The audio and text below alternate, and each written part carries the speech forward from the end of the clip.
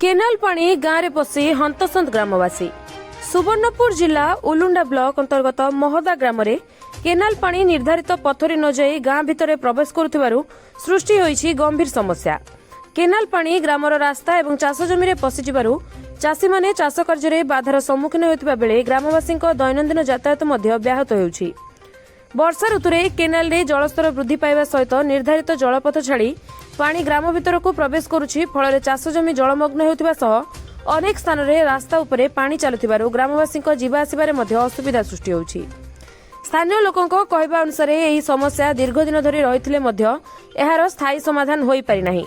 तेबे वर्तमान लगान वर्षा समय परिस्थिति अधिक गुरुतर होई पड़िछि। एहार शीघ्र समाधान पाई ग्रामवासी जलसेचन विभाग और स्थानीय प्रशासन तुरंत हस्तक्षेप दाबी करछन्ति। केनाल पानीर दिग परिवर्तन करी निर्धारित पथरे प्रवाहित करने सह ग्रामवासी समस्यार स्थायी समाधान करने को प्रशासन निकटरे दाबी जोर धरिछि। सुशील कुमार मोहल्ला रिपोर्ट, दी पब्लिक ओडिशा।